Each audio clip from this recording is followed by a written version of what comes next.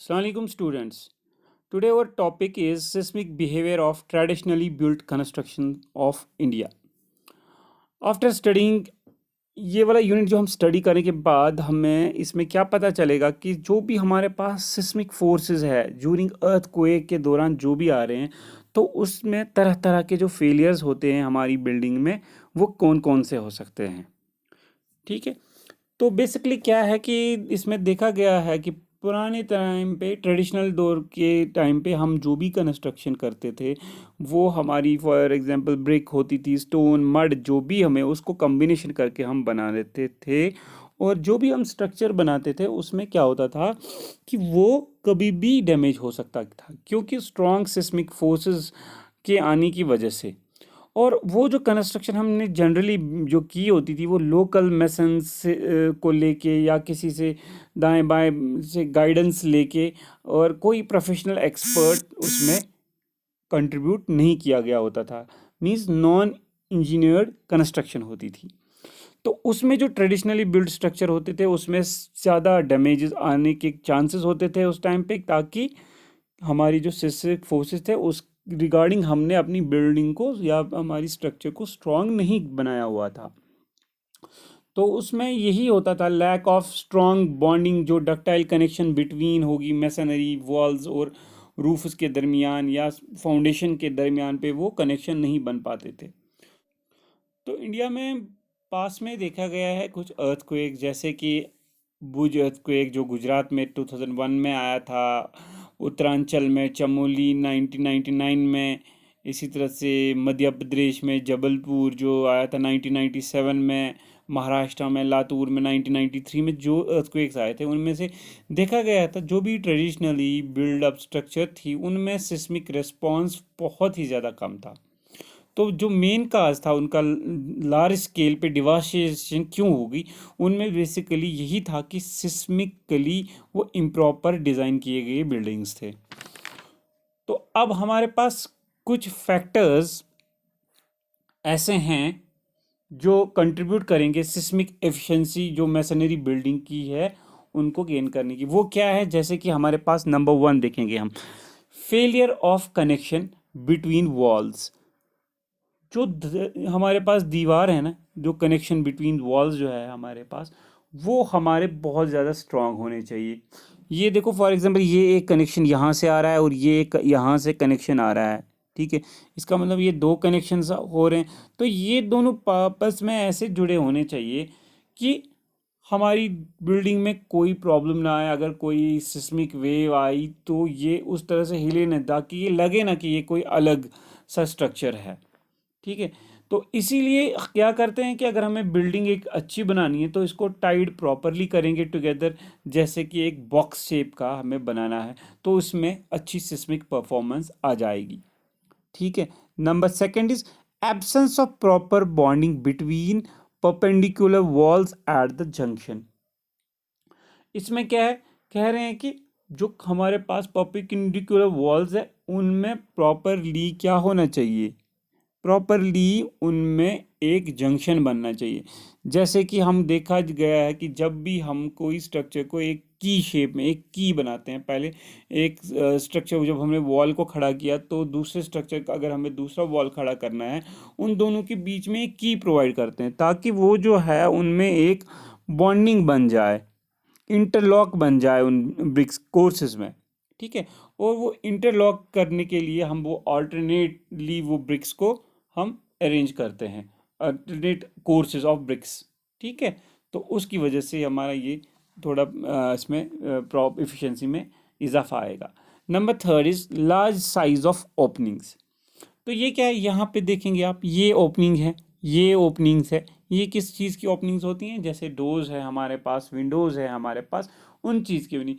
देखा गया है कि मोस्टली अगर ये ज़्यादा होंगी तो ये सिस्मिक शॉक्स एब्जॉर्ब नहीं कर पाती हैं और हमारा जो स्ट्रक्चर है वो मोस्टली फेल हो जाता है, क्रैक हो जाएगा और गिर भी सकते हैं ऐसी चीज़ वहाँ पे। तो इसलिए क्या कहते हैं कि अगर हमारे पास जो ये ओपनिंग्स है वो हमने रिड्यूस रखनी है। ठीक है। इसकी वजह से अगर हम रिड्यूस रखेंगे उसको तो वॉल की स्ट्रेंथ बढ़ जाएगी। उस टाइम पे ये देखेंगे आप नीचे वाली फिगर पे, यहाँ पे ये डोर की ओपनिंग देखो बड़ी है, यहाँ पे ये विंडो की ओपनिंग एज कंपेयर टू ऊपर वाले से बड़ी है। तो यहाँ पे सिस्मिकली फोर्स अगर आएगा तो ज़्यादा ही इफेक्ट करेगा। और यहाँ पे देखो ये डोर है, door opening close to wall corner weeks the connection. Means कि क्या है कि जितना दी ये दरवाज़ा है आपका, अगर आप वॉल के साथ यहाँ पे देखो, ये वहाँ की वॉल आ रही है ये वाली, ये पीछे वाली, और वहीं पे आपने डोर खड़ा कर दिया, तो ये वीकर सेक्शन है। तो इसीलिए देखा होगा आपने मोस्टली जो हमारी ड्राइंग्स होती हैं उसमें, जहाँ पे देख सकते हैं यहाँ पे भी ब्रिक का जो हमने कोर्सेस कुछ खड़ी की हुई हैं, उसके बाद हमने डोर लगाया हुआ है। तो इसकी वजह से भी हमारे बिल्डिंग्स में प्रॉब्लम आ सकती है अगर हमने ये इस वाली तरह से हमने अपने डोर्स को रखा हमारी स्ट्रक्चर में। नेक्स्ट हम देखेंगे इसमें क्या है, टू लॉन्ग वॉल्स। मीन्स कि अगर हमारे पास दीवार है, जो दीवारें हमने अभी यहाँ पे देखी इस फिगर में, ये वाली दीवार समझो, ये लंबी दीवार जा रही है या यहाँ से दीवार जा रही है, अगर ये ज़्यादा दीवार हुई, ज़्यादा लंबी हो गई, तो इसका टूटने का बहुत ज़्यादा खतरा हो सकता है जब भी ग्राउंड शेक हो जाएगा। तो इसीलिए कहते हैं कि जो थिकनेस या लेंथ टू थिकनेस और हाइट भी जो है इसकी वॉल की, वो एक थोड़ी रेशो में होनी चाहिए, जो कि सिस्मिक डिज़ाइन कोड्स में हमें डिफ़ाइन की गई होती हैं। तो उस रिगार्डिंग हमें उस तरह से होनी चाहिए, वरना अपनी मर्ज़ी से नहीं एक जगह से दूसरी जगह एक लंबा वॉल खड़ा करे जिसमें वो सिस्मिकली डिज़ाइन ना हो, या जितनी मर्ज़ी ऊंचा हाइट का दीवार खड़े कर दें तो वो सिस्मिकली डिज़ाइन नहीं होते हैं। ठीक है, इसी तरह से हम नेक्स्ट देखेंगे, नंबर 5 यहाँ पे है excessive porosity and poor tensile strength of BRICS. इसमें क्या है, मेजर जो कंस्ट्रक्शन हम देख रहे हैं वो डिपेंड क्या है, स्ट्रेंथ पे करती है। वो स्ट्रेंथ कहाँ से आएगी हमें, जब हमने ब्रिक्स और मोटार को एक दूसरे से ज्वाइन किया हो गया होगा प्रॉपरली। तो इसीलिए क्या देखा जाता है, जो भी मैसनरी हो या कंक्रीट का स्ट्रक्चर हो, वो कंप्रेसिव लोड्स लेने चाहिए सेफली, और उनका जो है टेंशन का जो है वो बिहेवियर पुअर नहीं होना चाहिए। वो क्या होना चाहिए, वो अच्छे स्टैंडर्ड का रिकमेंडेशन। इसीलिए हम अच्छे स्टैंडर्ड की रिकमेंडेड ब्रिक्स जो है, स्पेसिफिक ग्रेड्स जो होते हैं हमारे पास, जो भी हम कंक्रीटिंग या मोटार बनाते हैं, तो वो देखा गया है। और बिल्डिंग वही उसी टाइम पे हमें, उस टाइम पे हमें वैसी ही कंस्ट्रक्शन करनी होती है जिस टाइप का हमें जोन होता है। क्या मतलब है जोन होता है, जोन हमारे पास डिफ्रेंशिएट किए गए हैं, आगे आप देखेंगे, या मैंने इससे पहले भी आपको बताया होगा कि जो जोन्स है वो डिवाइड किए गए हैं, हुए हैं आपके पहले यूनिट में। जो जोन्स हैं वो डिवाइड किए गए हैं अर्थक्वेक के, तो जितने डिफरेंट जोन्स है उस तरह की हम वहाँ पे वैसे ही कंस्ट्रक्शन करेंगे। यहाँ पे देख सकते हैं आप, देखो ये कंप्रेशन के लिए तो बहुत स्ट्रांग होता है, ये वॉल जो खड़ी की है हमने, तो ये कंप्रेशन जब उस पर लोड पड़ेगा तो ये बहुत स्ट्रांग है। अगर वो टेंसाइल फोर्स अगर खींचने बैठेंगे हमने वॉल को, तो ये बहुत जल्दी क्रैक हो सकता है, फेल हो सकता है, मीन्स ये वीक है बेसिकली उस तरह से। तो number second is large scale construction of non-structural component in the building like parapet, gables, unanchored walls, projections extra। इसमें क्या क्या, अगर हमने कोई भी इम्प्रॉपरली नॉन स्ट्रक्चर कोई कंपोनेंट हमने बना लिया है, उसमें क्या होता है कि ड्यूरिंग अर्थक्वेक जो है, तो मेजर काज उसी उसी से हो जाते हैं, फिर लॉस ऑफ लाइफ उसी से हो जाते हैं। तो ये मिनिमाइज़ करने के लिए जो है हमें ये ऐसे एलिमेंट्स जो है वो प्रॉपरली डिज़ाइन करने हैं हमें पहले, फिर जाके हमें वो ये चीज़ें बनानी है। फॉर एग्जांपल अगर हमने भी कहीं पे भी कोई भी चीज़, फॉर एग्जांपल पैरापेट है हमारा, ठीक है, अगर हमारा पैरापेट हो तो उसको अच्छे से बॉन्डिंग करके, वरना हमने अगर ऊपर से रूफ के ऊपर से पैरापेट बना दिया, उसमें बॉन्डिंग ना हो तो उसको वो गिरने के चांसेस है और कुछ भी कैजुअलिटीज़ हो सकती हैं, डैमेज हो सकता है। और नंबर 7 देखेंगे तो वो है इरेगुलर और asymmetric plans of masonry building.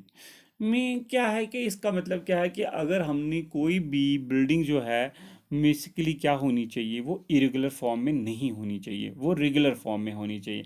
अगर हमारे पास सिमेट्रिक बिल्डिंग हो तो बहुत अच्छी, मतलब अच्छी कहलाएगी सिस्मिक वेव्स के लिए। अगर इरेगुलर होगी तो उसमें क्या है, कहीं पे ज़्यादा मास है, कहीं पे ज़्यादा कम है, तो फिर हॉरिजॉन्टल फोर्सेस जो हैं वो ग्राउंड शेकिंग से प्रॉब्लम कर सकते हैं।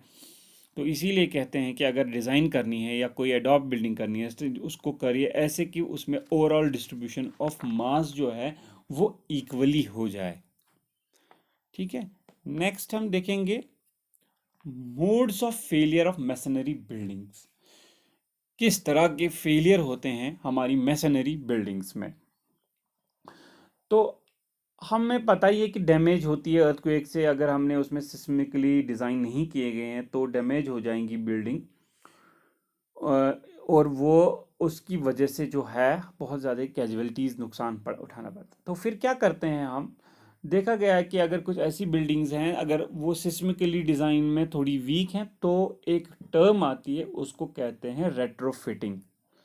रेट्रोफिटिंग क्या है, ये एक ऐसी चीज़ है, ये सिंपली हम बता सकते हैं ये improving the strength and structural capacity of seismically deficient building. Mean क्या है इसका, कि जो भी सिस्मिकली डिफिसिट बिल्डिंग हो जिसमें सिस्मिकली लोड उठाने का क्षमता नहीं हो, उसको इंक्रीज करने के लिए हम कुछ ऐसे मेथड कुछ यूज़ करते हैं जिससे उसकी स्ट्रेंथ को इंक्रीज हो जाती है।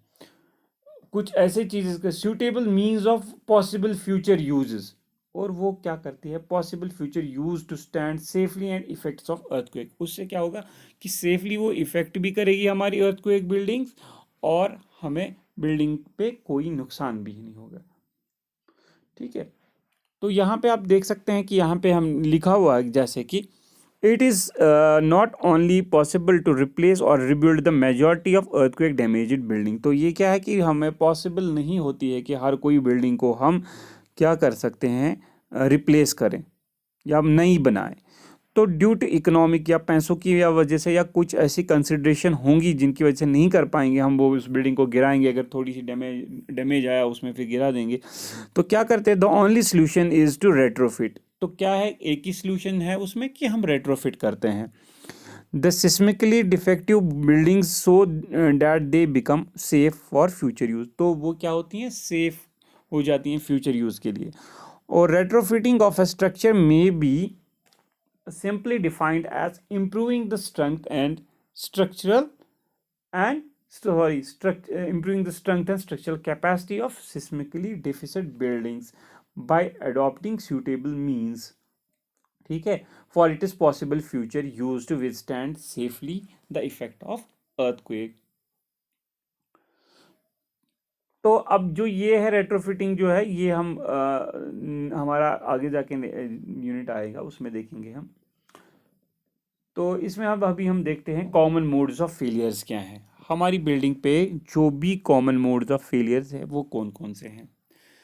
तो टोटल देखे गए हैं कि 4 या 5 आमतौर पे मोस्टली जो है कॉमन फेलियर्स हैं। First is out of plane failure, the second one is in plane failure, and the third one is diaphragm failure, and the fourth is connection failure, fifth one is non structural component failure।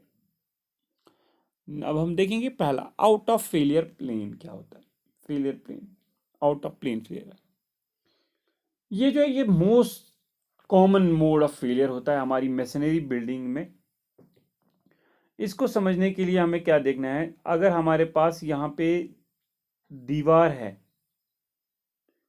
ठीक है, जो masonry structure का हमारे पास दीवारें बनी हुई हैं उसमें क्या होता है, आउट ऑफ प्लेन फेलियर क्या होता है। ये वो चीज़ का फेलियर देखा गया है जिसमें फॉर एग्जांपल कोई वॉल है वो सिचुएट करी गई है perpendicular to earthquake seismic zone motion में। फॉर एग्जांपल ये वाली वॉल ये दिखा रहा है, ये चीज़ ये वाली वॉल है यहाँ पे। इसमें क्या है कि अगर हमारा सिस्मिक जो अर्थक्वेक है वो यहाँ से आ रहा है इस डायरेक्शन में, ठीक है, यहाँ से आ रहा है, तो ये इस डायरेक्शन में इस वॉल पे परपेंडिकुलर ही है। ठीक है, कौन सी वॉल, ये वाली वॉल जो है, तो इस डायरेक्शन में परपेंडिकुलर है। तो यहाँ पे ये जो वॉल है ये अलोंग टू दिस है, तो मींस जो हमारा अर्थक्वेक की सिस्मिक वेव जो है वो यहाँ से आ रही है, इस पे परपेंडिकुलर पड़ रही है, और अगर देखा जाए इस वॉल पे यहाँ से इसी पे ही जा रही है। ठीक है, इस पे परपेंडिकुलर तो नहीं है ना, इस पे इसी वॉल पे जा रही है अलोंग टू दिस लाइन। यहाँ पे देख सकते हैं, समझो ये वाला पोर्शन, ये वॉल जो है इसने अलग यहाँ से निकाला, यहाँ पे देख सकते हैं आप, ये ऐसे एरोज दिखा रहे हैं यहाँ पे, तो इस पे यहाँ से सिस्मिक फोर्सेस पड़ रहे हैं। और ये जो है ये वाली साइड वाली वॉल, तो इसमें इस डायरेक्शन में फोर्सेस आ रहे हैं, जो शेयर वॉल फोर्सेस आ रहे हैं इस डायरेक्शन में आ रहे हैं। तो बेसिकली कहने का मतलब क्या है, जो कि हमारी फोर्सेस, जो वो वाली वॉल जिस पे हमारा फोर्स जो है बेसिकली क्या हो, जिस पे बेसिकली फोर्स हमारा परपेंडिकुलर आ जाए, ठीक है, तो उस चीज को क्या कहेंगे, परपेंडिकुलर टू द प्लेन जो आएगा, तो उस चीज को हम फ्लेक्सुरल वॉल कहेंगे। तो ठीक है, तो यहाँ पे परपेंडिकुलर पड़ रहा है इस वॉल पे, तो हम कहेंगे इस पे फ्लेक्सुरल वॉल। और दूसरी वॉल जो है, इस पे फोर्स जो है पैरेलल आ रहे हैं, ये जो अर्थक्वेक सिस्मिक फोर्स जो है तो वो पैरेलल आ रहे हैं, तो फिर क्या होगा, इस वॉल को हम क्या कहेंगे, शेयर वॉल। इस वॉल को कहते हैं शेयर वॉल। तो इसी चीज को कहते हैं आउट ऑफ प्लेन फेलियर। तो इसमें क्या लिखा है, it is one of the most common mode of failure of masonry building. It may be understood that the wall which are the main sub units in the masonry structure behaves as discrete और independent unit during earthquake. जो भी earthquake आएगा तो ये दोनों component जो है, अलग अलग वॉल जो है, ये अलग अलग यूनिटी, एक अलग अलग यूनिट उस टाइम पे काम करना स्टार्ट करेंगे। The out of plane is that type of failure in which structural wall situated. जो ये स्ट्रक्चरल वॉल, ये वाली वॉल है, ये क्या है, सिचुएटेड कहाँ है, perpendicular to the ground seismic motion. ये मोशंस दिखा रहे हैं तो ये परपेंडिकुलर है, and subjected to out of plane bending. तो उसकी वजह से क्या है, ये वाली जो दीवार है, ये अगर सिस्मिक फोर्स यहाँ से आ रहा है तो ये ओवरटर्न होने के खतरा है इसका, मीन्स कि गिरने का। यहाँ से अगर फोर्स आ रहा है तो ये गिरेगी यहाँ से, ठीक है, यहाँ से फोर्स आए तो इस साइड से गिरने के चांसेस के बहुत ज़्यादा होते हैं। तो इसी तरह से अगर इस वॉल में देखा जाए तो अगर यहाँ से फोर्सेस यहाँ से आ रहे हैं तो वहाँ से रिएक्शन आ रही है, वो अपोजिट डायरेक्शन यहाँ से दिखाया गया है, share wall resistance lateral forces, ये रेजिस्ट कर रहे हैं, तो ये टू एंड फ्रो हो सकता है, इस वॉल में टू एंड फ्रो हो जाएगा और इस वॉल में ओवर टर्निंग हो जाएगी। तो हाँ, हम क्या पढ़ रहे थे, हाँ, to the ground seismic motions are subjected to out of plane bending causing development of vertical cracks. तो क्या हो सकता है इसमें, या तो ओवर टर्निंग भी हो सकती है, वरना इसमें वर्टिकल क्रैक्स आ जाएंगे इस वाले वॉल में, और फिशर्स, फिशर्स भी होते हैं, छोटे छोटे cracks at the corners and the centre of the wall, या तो कॉर्नर्स पे भी या तो सेंटर ऑफ वॉल पे। These walls are termed as flexural walls. उस वॉल को क्या कहेंगे हम, फ्लेक्सर वॉल, ठीक है।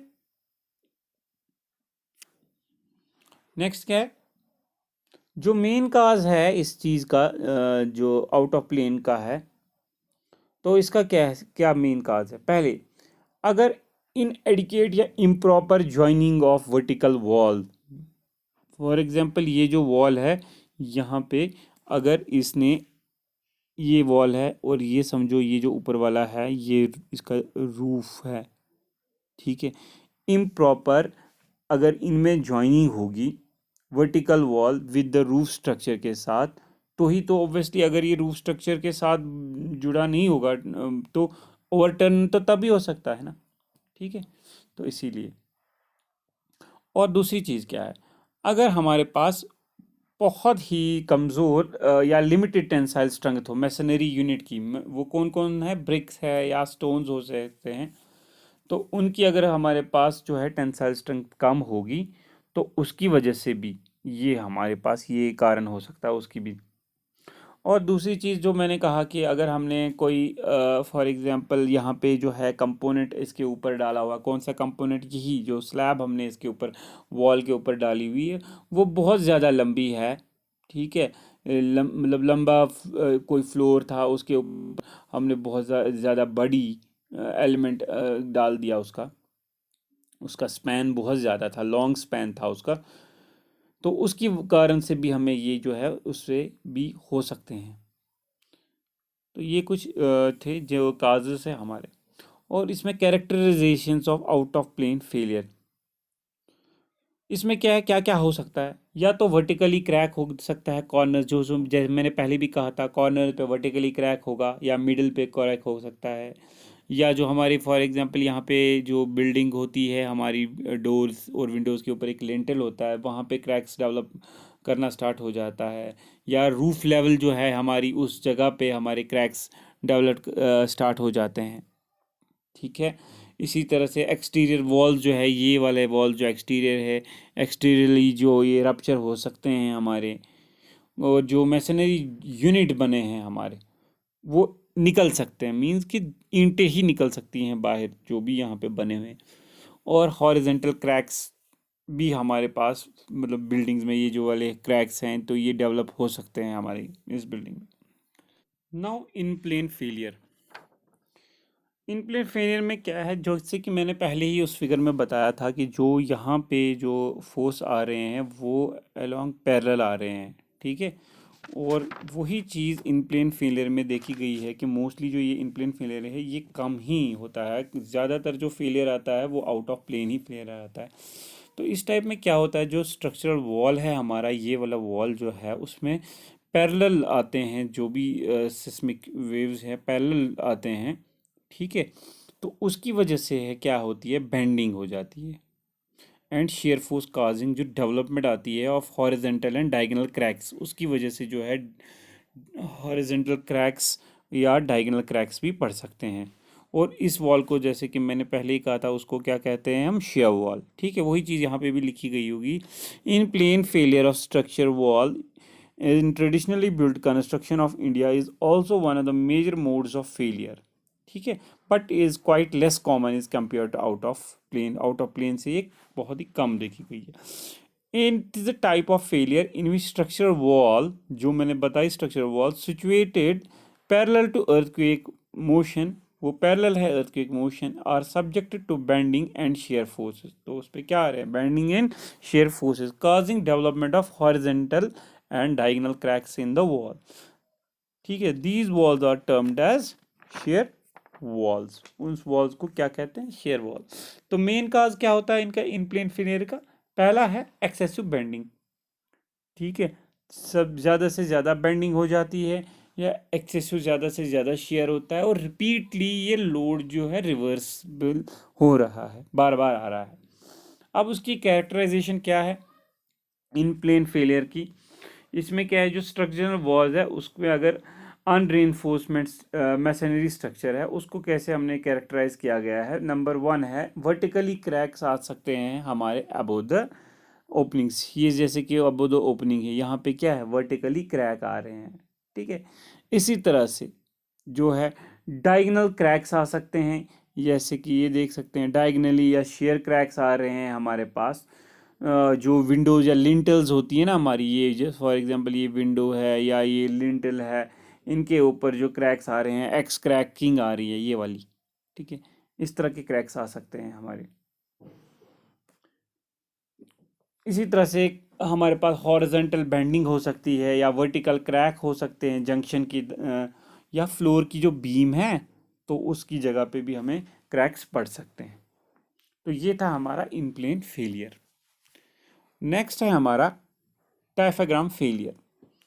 डायफ्राम फेलियर क्या है, डायफ्राम पहले क्या होता है, ये जो है ये हॉरिजेंटल एलिमेंट होता है, जो कि हमारे पास जो रेस्ट किया गया है उसने किसी vertical component of a building, जैसे कि वॉल्स पे या कॉलम्स पे।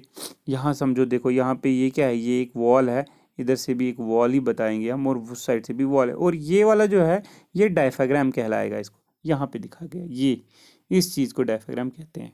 बेसिकली क्या है, ये रूफ स्लैब वगैरह होती है। ये रूफ स्लैब जो है उसको हम बेसिकली कहेंगे, उसको रूफ स्लैब को रूफ डायफ्राम कहेंगे हम। तो अब क्या है इसमें, जो ये हॉरिजॉन्टल डायफ्राम है ये एक इम्पॉर्टेंट स्ट्रक्चर एलिमेंट होता है।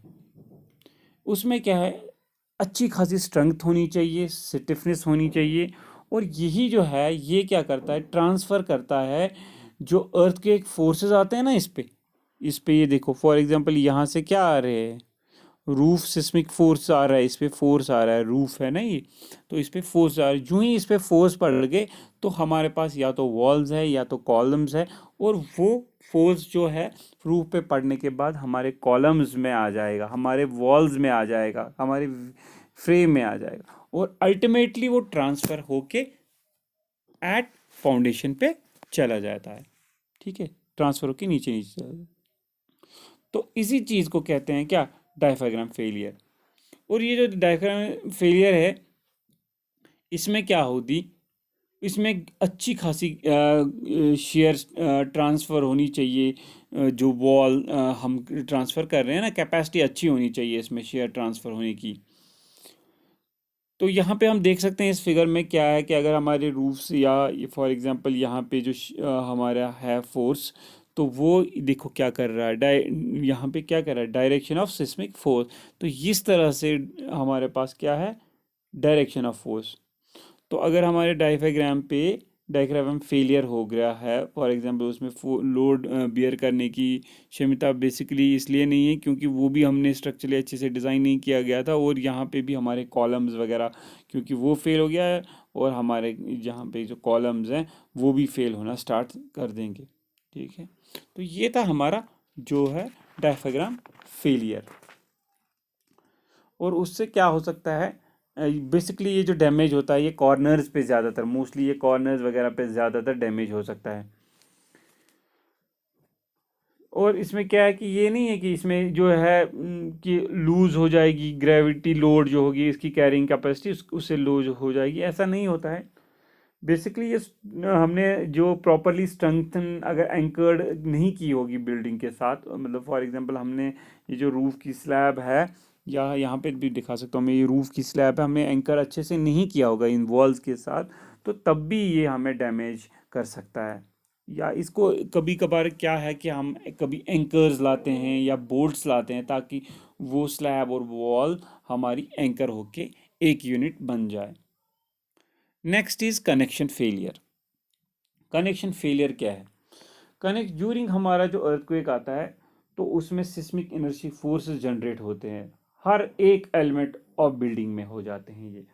और ये जो है इनिशियली जो ये इनर्शिया फोर्सेस है, ये जो क्या किस पे पड़ेंगे, जो हॉरिजेंटल डायफ्राम है ना हमारा, जो जैसे कि फ्लोर की स्लैब होती है या रूफ होता है, तो ये हमारा वो वहाँ पे ही सबसे पहले क्या करेगा, डिस्टर्ब करेगा। और फिर क्या हो जाएगा उसके बाद हमारे वर्टिकल एलिमेंट्स पे, जैसे कि हमारे पास वॉल है, या हमारे पास क्या कहते हैं इसको, कॉलम होगा कोई। ठीक है, तो उन पे ये, तो फिर ये फर्दर डिस्ट्रीब्यूट होके चला जाता है और ट्रांसफ़र होके चला जाता है कहाँ पे, फाउंडेशन। अल्टीमेटली क्या है, जो इनर्शियल फोर्सेस है ट्रांसपोर्ट कहाँ चले जाते हैं, सॉइल तक, जो कि नीचे फाउंडेशन में चले जाते हैं। और उसमें क्या देखा गया है कि तब हम देखते हैं जो हमारे कनेक्शन है, कनेक्शन किन को कहेंगे, ये वाले कनेक्शन है, वॉल है हमारा कनेक्शन, यहाँ पे फाउंडेशन का कनेक्शन है हमारा। ठीक है, तब देखा गया कि उनको जो कनेक्शंस होते हैं ना हमारे, तो उस टाइम पे जो स्ट्रक्चर एलिमेंट है जैसे फ्लोर स्लैब है, वॉल है, कॉलम है, फाउंडेशन है, ये डिज़ाइन की गई होनी चाहिए, एक एडिकेटली डिज़ाइन की गई होनी चाहिए सिस्मिक फोर्स, जो कि हमें ये सिस्मिक फोर्स भी अच्छे से रेजिस्ट करे।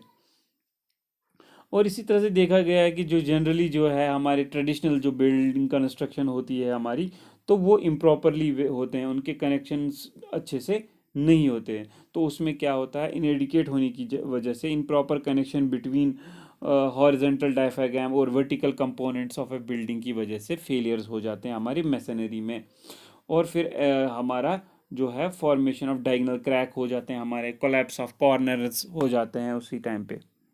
ठीक है, ये वाले फेलियर्स देख सकते हैं आप, ये क्या है, ये बेसिकली दिखाया गया है फाउंडेशन, और ये यहाँ पे वॉल या कॉलम को कह सकते हैं, और ये यहाँ से इनर्शिया फोर्सेस यहाँ पे आ रहे हैं, और हमारा फॉर एग्जांपल यहाँ से अर्थ शेक हो रही है, तो उसमें की वजह क्या है कि कनेक्शंस हमारे स्ट्रांग नहीं है और ये गिर सकते हैं हमारी चीज़ें। तो मेन काज क्या होती हैं इसके कनेक्शन, जो इसके फेलियर के जो बेसिकली मेन काज है वो क्या है, एक्चुअली कभी कभार क्या है हमने क्या होता है, इंक्रीज साइज किया गया होता है, किसमें, ओपनिंग्स में, कभी कभार हमने इंक्रीज किया गया होता है साइज ऑफ ओपनिंग्स में। और कभी कभार स्ट्रेंथनिंग जो भी हमने ओपनिंग की जगह जी चाहिए वो अच्छे से नहीं होती है, और वो हम ओपनिंग्स कहाँ पे देते हैं, एजेस पे जैसे मैंने बताया था कि आपकी जो ओपनिंग है वो, अगर फॉर एग्जांपल डोर है वो पूरा वॉल्स पे नहीं होनी चाहिए। ठीक है। और इनसफिशिएंट क्या होता है, कनेक्शन होता है फ्लोर और एक्सटर्नल वॉल के दरमियान, उनमें अच्छे से कनेक्शन नहीं होता है। और क्या होता है कि relative small thickness of wall and use of brittle material like masonry, हम मतलब अच्छे से ब्रिटल मैसनरी यूज़ करते हैं जो कि जल्दी से टूट जाएगी, तो उसकी वजह से ये सब कारण है जिसकी वजह से ये फेलियर आ जाता है हमारा। Non structural component failure. Non structural component failure में सबसे पहले देखेंगे हम स्ट्रक्चरल कंपोनेंट कौन कौन से होते हैं। स्ट्रक्चरल कंपोनेंट वो कंपोनेंट होते हैं बिल्डिंग में जो कि हमने डिज़ाइन किए गए होते हैं या हमने डिटेल्ड उनकी हमें स्ट्रक्चरल इंजीनियरिंग पता होती है, जैसे कि हमारे बेयरिंग एलिमेंट्स है, कॉलम्स है या बीम्स है या स्लैब्स है, तो उनका हमें पहले से ही पता होता है, तो उनको हम कह सकते हैं स्ट्रक्चरल कंपोनेंट्स। और जो इसके बरक्स होंगे उनको कहेंगे हम नॉन स्ट्रक्चरल कंपोनेंट। जैसे हम पैरापेट वॉल है, हमारा पार्टीशन वॉल है, वाटर टैंक्स है, कॉर्निसेस है या ममटी है, इसी तरह से बहुत सारी है ऐसी चीज़ें हैं जो कि नॉन स्ट्रक्चरल कंपोनेंट कहलाती हैं। तो यहाँ पे कुछ जैसे कि यहाँ पे हम आप देख रहे होंगे कि यहाँ पे कुछ लिखे हुए हैं जो नॉन स्ट्रक्चरल कंपोनेंट्स हैं। जो पैरापेट वॉल है, पता है आपको, पार्टीशन वॉल्स के बारे में, ममटी भी एक स्टेयर ही होता है एक तरह का। तो वाटर टैंक्स हैं हमारे, कॉर्निसेस हैं, ये भी कॉर्नर्स में हमारे रूम के कॉर्नर्स में होते हैं। और इसी तरह से हमारे प्रोजेक्शंस वगैरह, ऐसे कुछ चीज़ें हैं जो हमारे नॉन स्ट्रक्चरल कंपोनेंट्स हैं। तो इनमें भी फेलियर आ सकता है। क्यों, क्या वजह है? बेसिकली अगर इनको हमने इस बेसिकली डिज़ाइन नहीं किया गया होता है तो ये डैमेज हो सकते हैं कभी भी। अगर हमारे पास अर्थक्वेक फोर्सेस आया गया और स्ट्रक्चर हमारा, फिर उसी टाइम पे ये टूट सकते हैं क्योंकि इनमें इनिशियली बिल्डिंग डिज़ाइन नहीं की गई होती है। और जो काजेज़ होते हैं इसके नॉन स्ट्रक्चरल कंपोनेंट के, हम कह सकते हैं कि जो इम्प्रॉपर अगर हमने इसका डिज़ाइन बनाया हो तो रेजिस्ट नहीं कर पाएगा ये लेटर फोर्सेस को, या पोअर कनेक्शन हमने दिए गए होंगे, हमारे स्ट्रक्चर एलिमेंट्स जो हैं उनमें पोअर कनेक्शन होगा, या हम ये भी कह सकते हैं कि हमने एंकरेज नहीं की गई है, प्रॉपरली एंकरेज नहीं की गई है हमारे एलिमेंट्स की। यहाँ पे इस फिगर में देख सकते हैं आप कि यहाँ पे एक ये जो वॉल है ये पैरापेट वॉल का है, वॉल बनाया गया है। और ये जो है यहाँ पे एंकर बनाया गया, मीन्स बोल्ट है एंकरेज करने के लिए, ताकि क्या है कि अगर यहाँ पे इन्होंने बोल्ट का और ब्रेसिंग रखी हुई है, प्रॉपर ब्रेसिंग दी गई है यहाँ पे। अगर ये देखा जाए कि क्योंकि अगर ये वॉल जो है ये कैंटिलीवर तरह का एक बिहेव करता है, अगर ऐसे सीधे देखा जाए तो ये कैंटिलीवर है, और अगर इसमें फोर्सेस आ सकते हैं तो ये एट डैमेज हो सकता है। तो फिर क्या करते हैं, अगर हमें स्ट्रक्चरली डिज़ाइन करना है तो हम इसके लिए थोड़ा सा प्रॉपरली एंकरेज करेंगे, ब्रेसिंग दे देंगे, तो फिर हमें इससे क्या होगा कि हम बच सकते हैं कि हमारी जो है जो डायग्राम, फॉर एग्जांपल रूफ का डायफ्राम है या कुछ भी वहाँ पे नॉन स्ट्रक्चरल कंपाउंड से उनको डैमेज होने से।